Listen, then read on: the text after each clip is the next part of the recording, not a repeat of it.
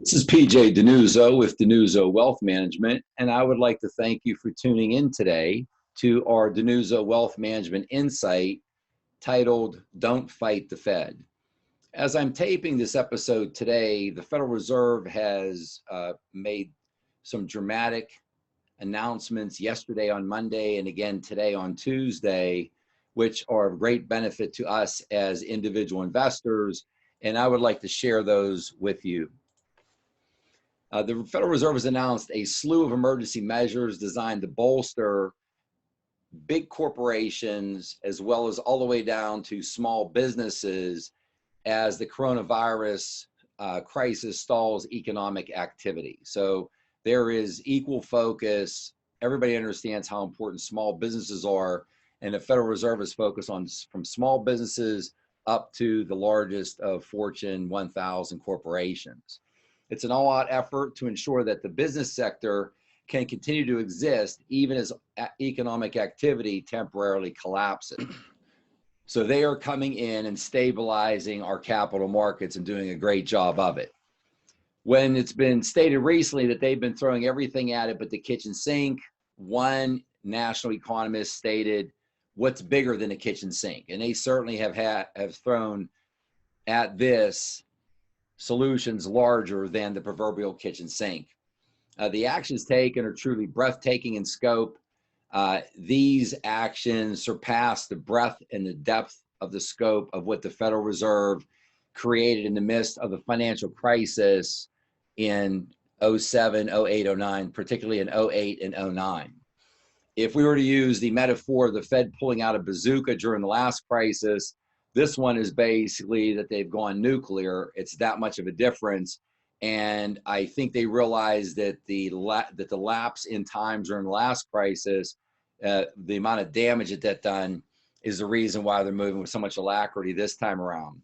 There was a quote by a gentleman from BlackRock that the Fed has taken off its gloves for a bare-knuckled battle against the forces of uncertainty and deflation.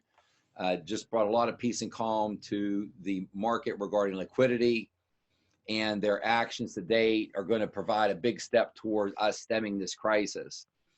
Now, this removes one of the key elements of uncertainty facing investors. As I'm taping the show today, Congress has still not passed the relief and support and stimulus package. Of course, that would be one of the key elements. The other key element, the second one would be, of course, the coronavirus itself. What is going to be the depth and the breadth of the severity. But this is one of those three key elements. So they have one of these, in my mind, the A+ category, not even the A category, but in the A+ category of eliminating this uncertainty facing investors is a very large benefit to us as individual investors. So the Federal Reserve is providing materially more help to the markets now than it did during the last crisis. They've launched an array of programs aimed at helping the markets and the economy to get through this coronavirus crisis. Taken together, again, these programs are considerably more aggressive and of equal or greater importance, have been done in a quicker fashion than what happened in the 08, 09, the Great Recession of 08 and 09. Again, the Federal Reserve has performed and also indicated in the future that in terms of timing, intensity, and ultimately monetary value, that they're willing to do whatever it takes to be able to stabilize this situation. I'm not speaking pro or con, but governments are typically a little late to the party. So it's very comforting to see their proactive nature and behavior in this crisis that we're going through. They still do have remaining firepower. Their quiver is not empty, so to speak. Again, even with the size and scope of what they've placed into the market right now. During the crisis, the worst economic meltdown since the Great Depression, the Fed did not start their so-called, what we've heard, quantitative easing program until 3 months after the Lehman Brothers collapse in September of 08. So that period of time was very devastating to the capital markets and to the same thing we're going through right now, to confidence of the market participants. So again, with them being proactive this time, Last time it took another 6 months for other liquidity programs that they had to come online to shore up various areas of the market that dried up for trading availability. So again, outside of the pure dollar force of the quantitative easing, the Fed's amalgam of programs aimed at freeing up these frozen credit markets is more ambitious across the board than anything that they did during the Great Recession. If Congress comes through, and again, as of the moment I'm taping this on Tuesday, Congress has not passed their the stimulus and recovery package yet. But again, that would be the next shoe to drop. If Congress is able to pass that, we have been managing the coronavirus, obviously with the task force, the CDC, the FDA, and everyone involved.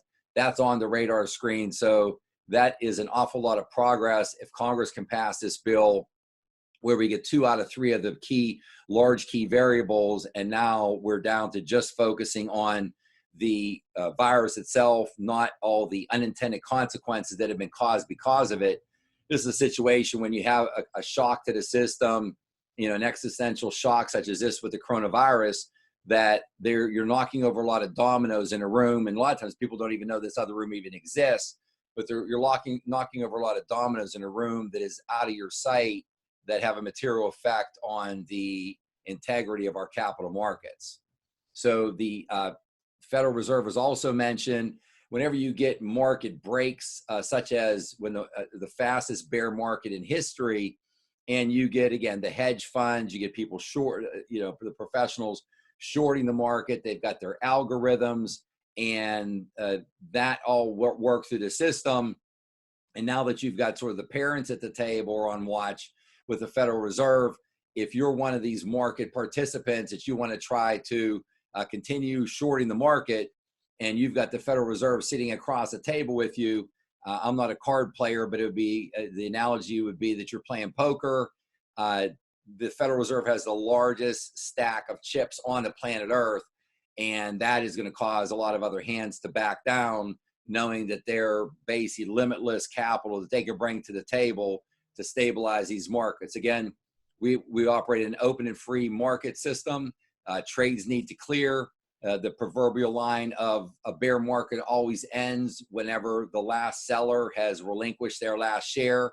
When the last person who wants to sell finally gets out of the market, there's nowhere else for the market to go but up. So I think we're in a bottoming pattern right now.